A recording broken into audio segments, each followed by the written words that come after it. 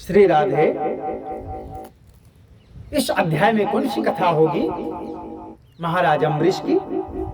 तो उस समय पारीक्षित श्री सुखदेव जी महाराज से प्रश्न करते हैं, क्योंकि श्रीमद्भागवत महापुराण की कथा जहां जहां पर राजा पारीक्षित को समझ में नहीं आती थी, उधर पर तुरंत प्रश्न करते थे पारीक्षित श्री सुखदेव जी महाराज जी से। तो पारीक्षित ने प्रश्न किया, क्योंकि श्रीमद्भागवत महापुराण की कथा के संदर्भ में कहते हैं पृष्ठा, वक्ता और श्रोता, ये तीनों को पवित्र कर देती है कथा श्रीमद्भागवत महापुराण की। पृष्ठा पूछने वाला, वक्ता बोलने वाला और श्रोता सुनने वाला। तो पारीक्षित ने प्रश्न किया, महाराज भगवन् श्रोतुमिच्छामि राजर्षिस्तस्य धीमतः। श्री सुखदेव जी महाराज, हे श्री सुखदेव जी महाराज, मैं परम ज्ञानी महाराज अम्बरीश का चरित्र सुनना चाहता हूं, जो राजा होने के बावजूद भी राजर्षि, राजऋषि थे, राजा होने के बावजूद भी ऋषि थे, महात्मा थे, संत थे।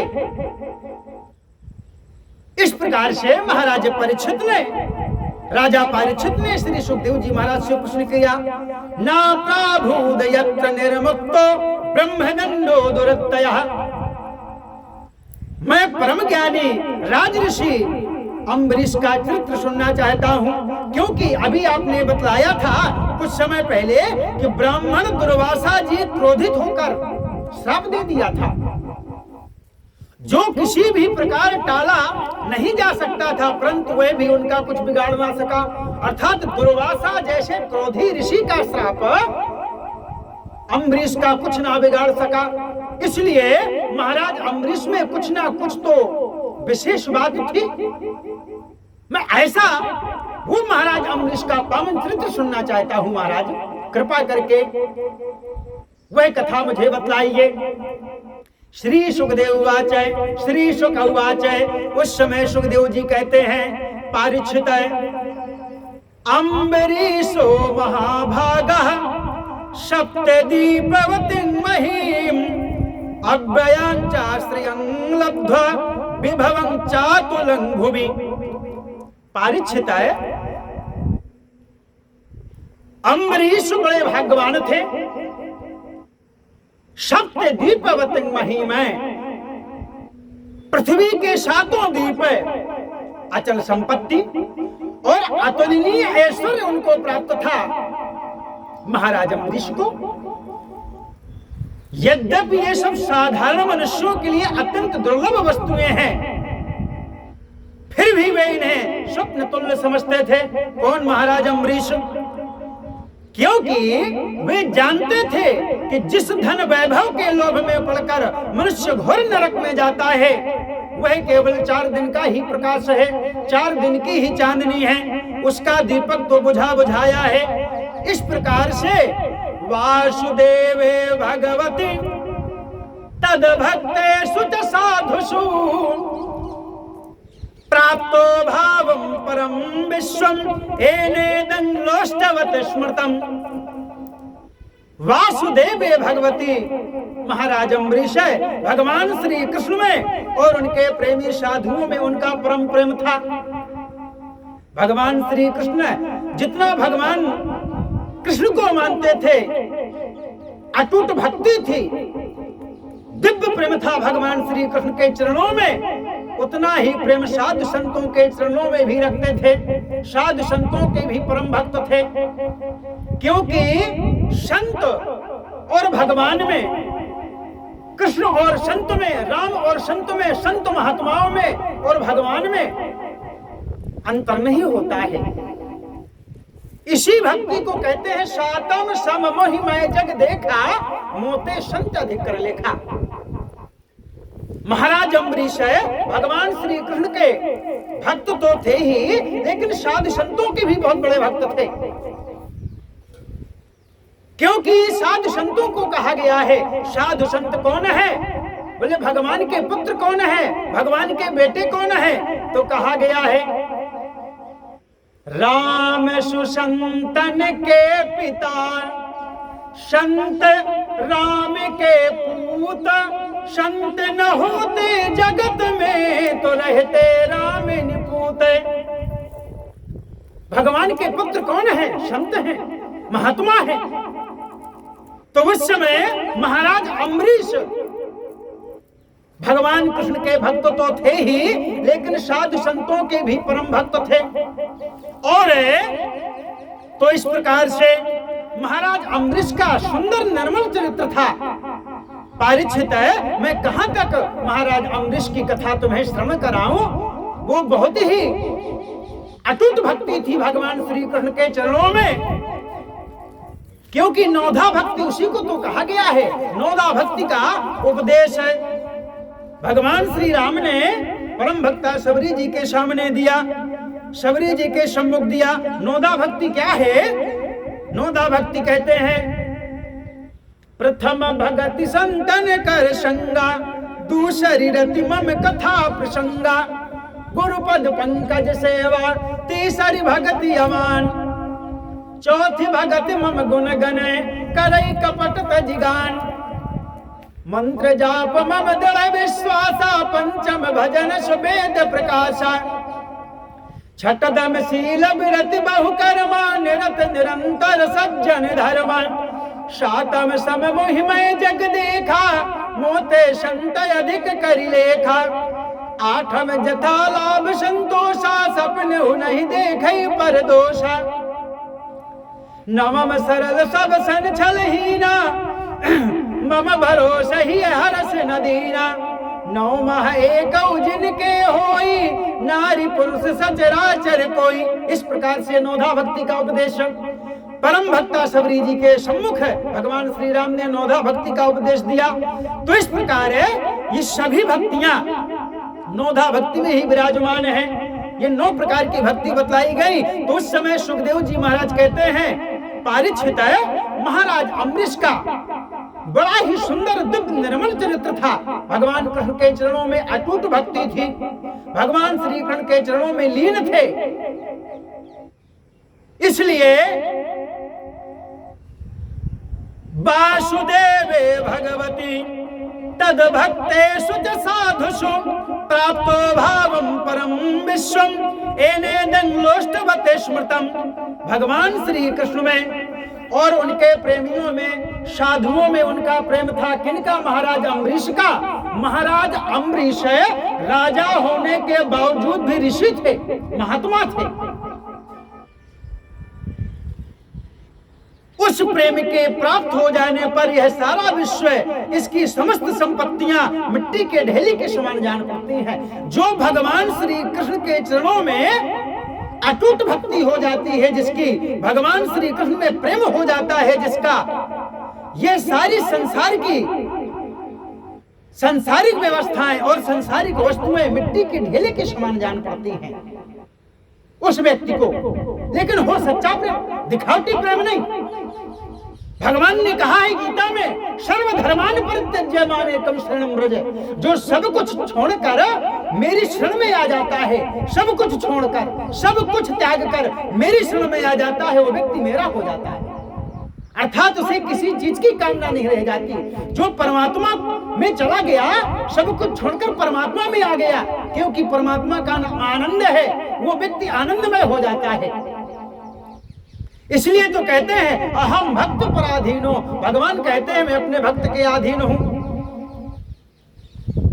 और जो व्यक्ति परमात्मा के अधीन है, प्रेम से, श्रद्धा से, आस्था से, विश्वास के द्वारा, गीता में कहते हैं पत्रम पुष्पम फलम तोयम यो में भक्त्या प्रेक्षते। जो भी भक्त, जो भी मनुष्य भक्ति भाव से, विश्वास के द्वारा, प्रेम के द्वारा परमात्मा को पत्र, पुष्प, जल कुछ भी अर्पण करता है, वो तुरंत प्रभु स्वीकार कर लेते हैं। लेकिन भाव के साथ, प्रेम के साथ दिखावटी प्रेम नहीं होना चाहिए, गंदगी प्रेम नहीं होना चाहिए, किसी प्रकार की वासना नहीं होना चाहिए, छल छिद्र नहीं होना चाहिए। निर्मल जनमन मोह सोई पावा, मोह कपट छल छिद्र न भावा। तो इस प्रकार है भगवान श्री कृष्ण में महाराज अम्बरीश ने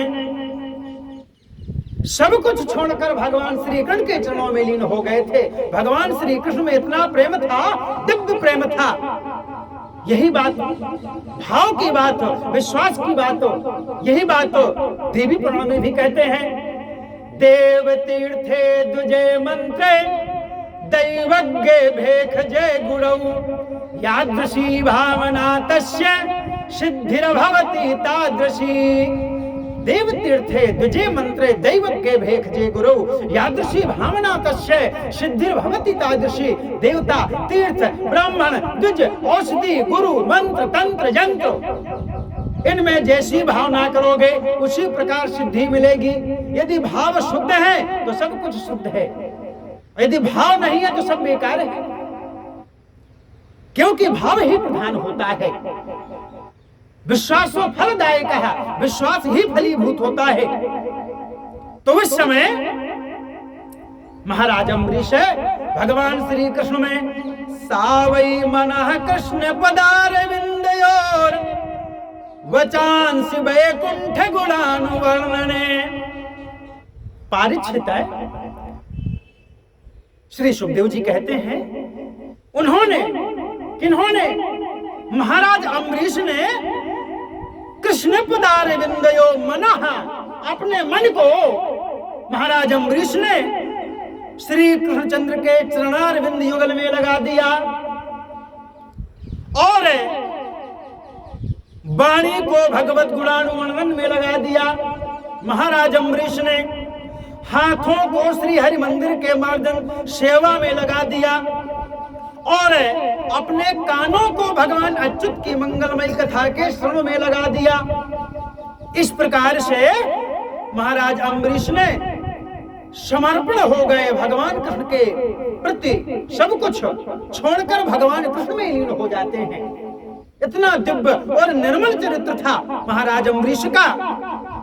तो इस प्रकार से और एवं सदा कर्म कलापमात्मनः, महाराज अम्बरीश ने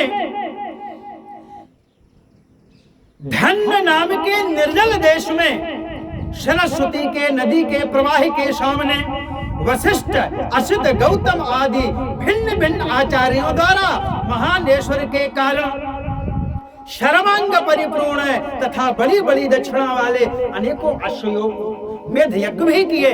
अर्थात उस समय ब्राह्मणों को पुष्कल दक्षिणा देते हैं, आनंदमय दक्षिणा देते हैं, ब्राह्मणों को संतुष्ट करते हैं। तो उस समय बड़ी बड़ी दक्षिणा वाले अनेकों अश्वमेध यज्ञ करके यज्ञाधिपति भगवान की आराधना की। कौन? महाराज अम्बरीश ने। बताइए, जो राजा होने के बावजूद भी ऋषि थे, महात्मा थे।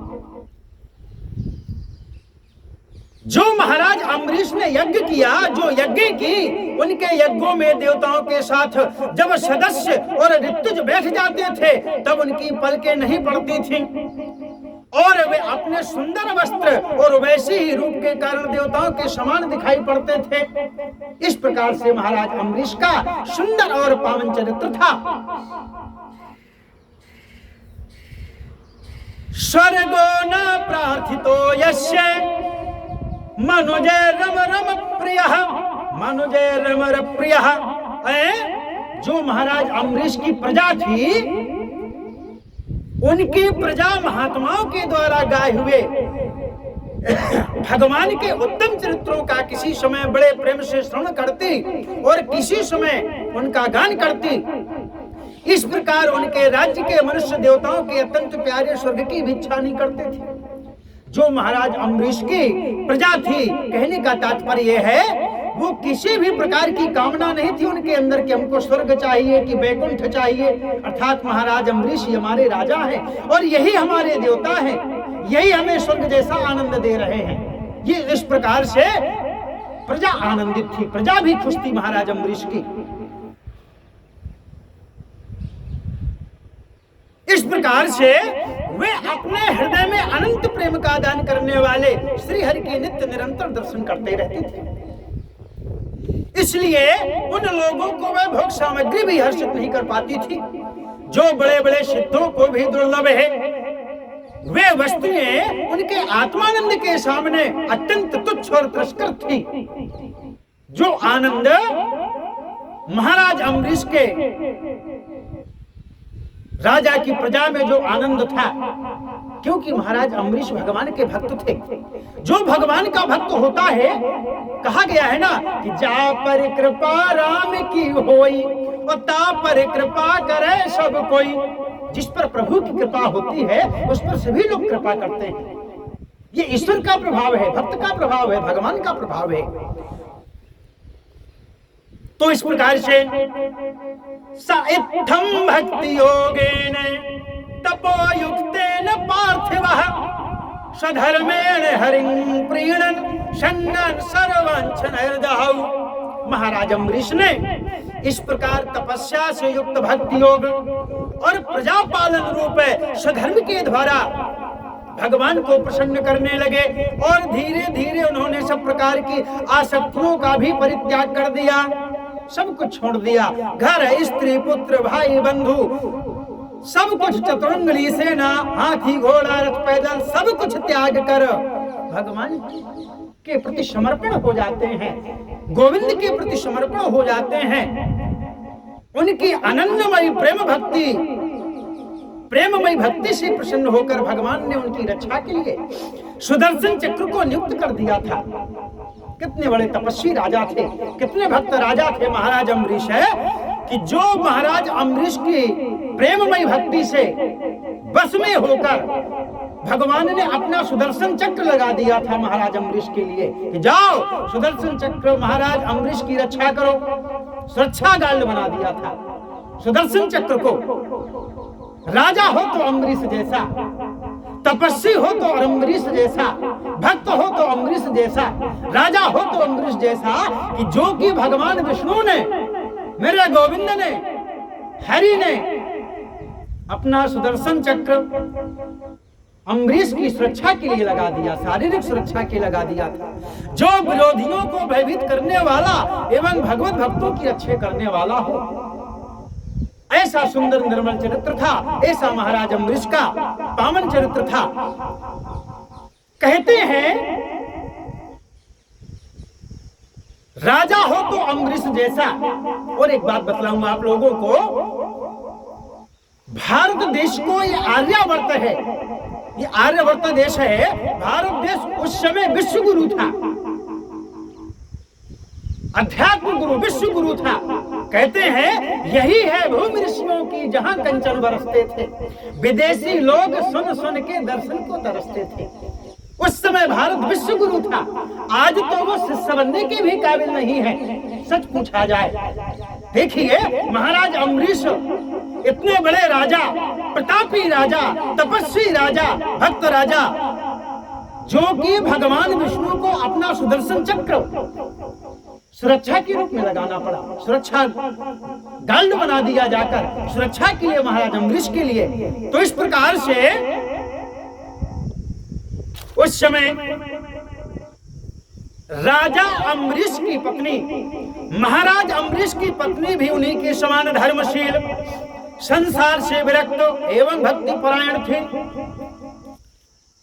अर्थात पति के सदस्य वो भी उसी प्रकार, पति के अनुसार वो भी उसी प्रकार भगवान की भक्ति में लगी हुई थी। क्योंकि कहा गया है एक ही धर्म एक व्रत नेमा, काय वचन मन पति पद प्रेमा। तो महाराज अम्बरीश की जो पत्नी थी वो भी भक्त परायण थी, पतिव्रता थी।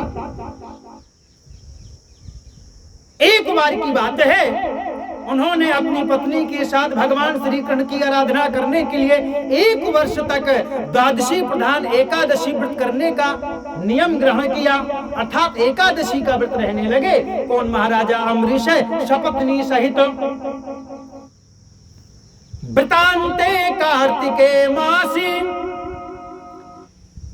त्रिरात्रम समपोषितः स्नातः कदाचित कालिंदं हरिं मधुवर्तने चयत। व्रत की उस समय व्रतांते कार्तिके मासी एक बार उन्होंने अपनी पत्नी के साथ भगवान श्री कृष्ण की आराधना करने के लिए 1 वर्ष तक द्वादशी प्रधान एकादशी व्रत करने का नियम ग्रहण किया। अर्थात एकादशी का व्रत रहेंगे, भगवान की भक्ति करेंगे, भगवत गुणानुवाद करेंगे, भगवत भजन करेंगे। इस प्रकार से एकादशी व्रत करने का संकल्प लेते हैं। तो व्रत की समाप्ति होने पर कार्तिक के महीने में उन्होंने त्रिरात्रं समुपोषिता, कार्तिक के महीने में उन्होंने 3 रात का उपवास भी किया। कौन? महाराजा अम्बरीश ने सपत्नी सहित। और एक दिन कालिंद्यां हरिं, एक दिन यमुना जी में स्नान करके मधुवन में मधुवनेर चयत, मधुवन में भगवान श्री कृष्ण की पूजा की। इस प्रकार से विधिवत भगवान श्री कृष्ण का गुणानुवाद करते हैं। सच कहा गया है, भगवान अपने भक्त की उसी प्रकार रक्षा करते हैं जिस प्रकार एक माँ अपने दुधमुहे शिशु की रक्षा करती है। इसलिए तो भगवान विष्णु ने सुदर्शन चक्र को नियुक्त कर दिया था महाराज अम्बरीश के लिए। कहा भी गया, करहु सदा तिन कै रखवारी, जिम बालक राखे महतारी। करहु सदा तिन कै रखवारी, जिम बालक राखे महतारी।